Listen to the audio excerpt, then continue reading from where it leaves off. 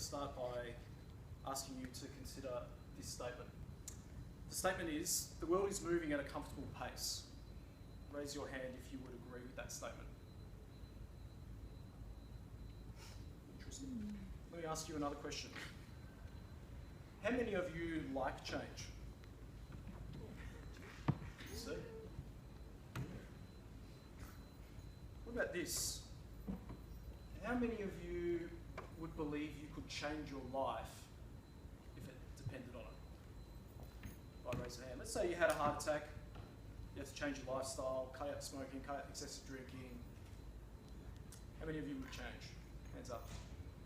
So right now, about 60% of you.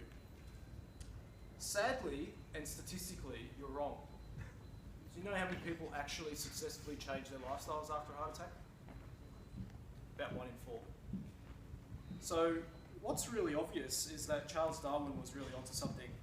He said it's not the strongest of the species that survive, nor the most intelligent. It's actually those that are the most adaptable to change.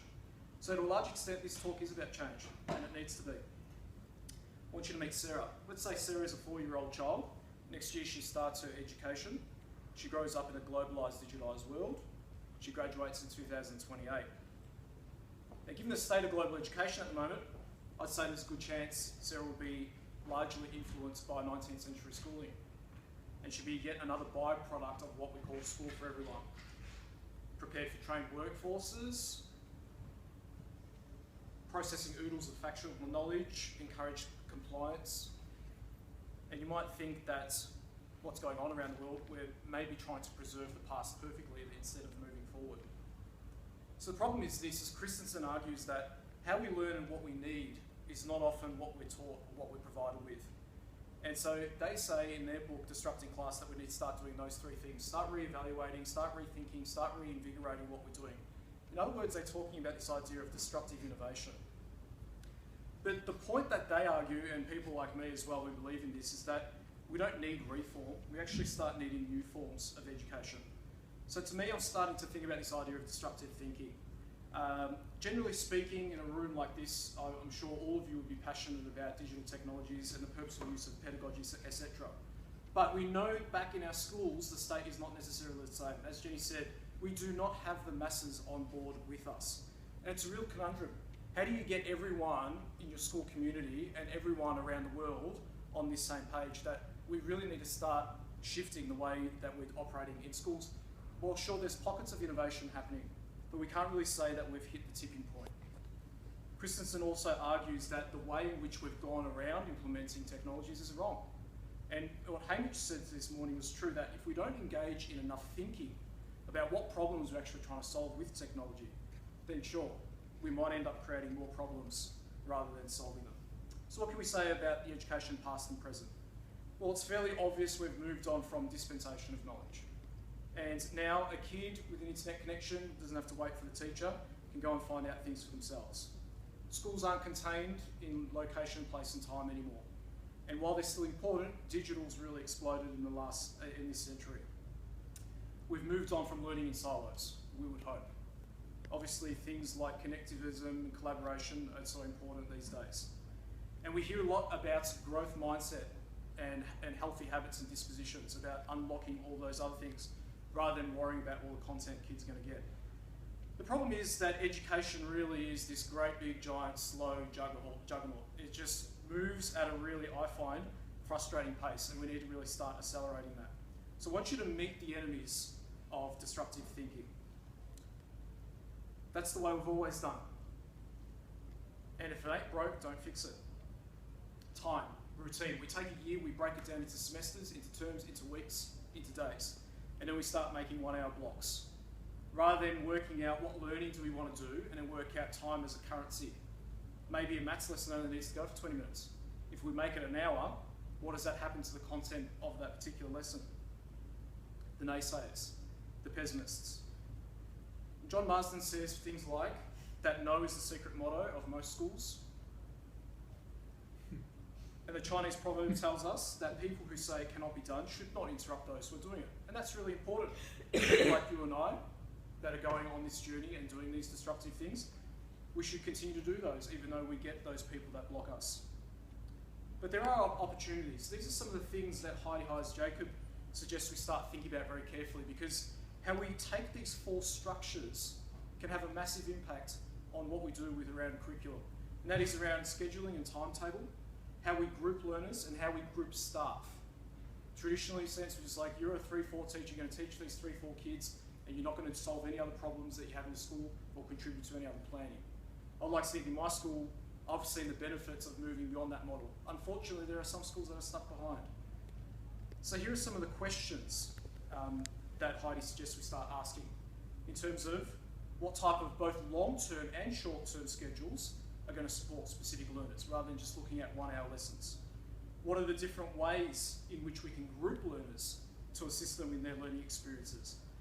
How should faculty staff be configured to best serve the students that we have? And in what ways do physical and virtual spaces, how are they used to support what we're doing in our schools? Here are some examples I'm sure that you would connect with. I would think that some of these are most pressing at the moment. Some of these things would really excite me. I'm sure that if you have the idea that one-to-one or BYOD isn't happening in another school, other people are going to flip out. So we can view these disruptions in a couple of ways. Take, for example, the meerkat. The meerkat looks on the horizon for what the dangers are. The ostrich, on the other hand, buries its head in the sand. Ostrich is the enemy of disruption. And to some extent, that sort of mindset, you'll end up being disrupted yourself.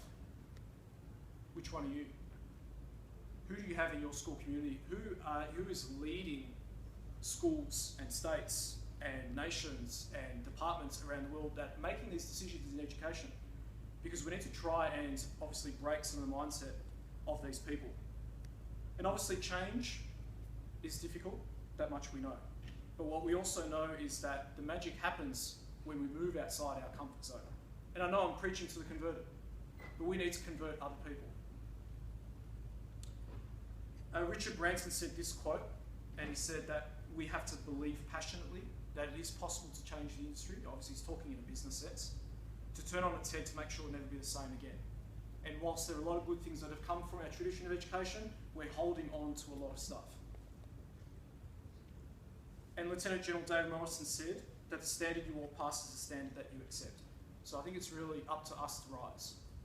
That when you see something in your school community, or you read an article, or you hear about something, or you see something on the internet about an education system or classroom or program or whatever it is that doesn't resonate with what we're supposed to be on about in terms of future-focused education, we need to do something about that. Because if we don't, we're saying, okay, well, it's okay for that sort of thing to continue.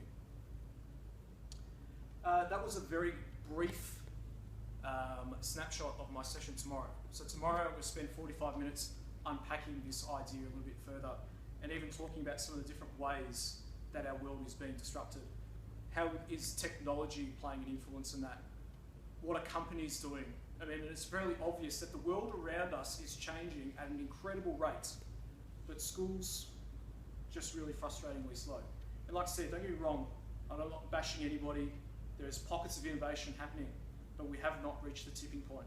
And I'm hoping in the next few years, sometime this decade, we can really start, and everyone around the world will wake up and smell the roses.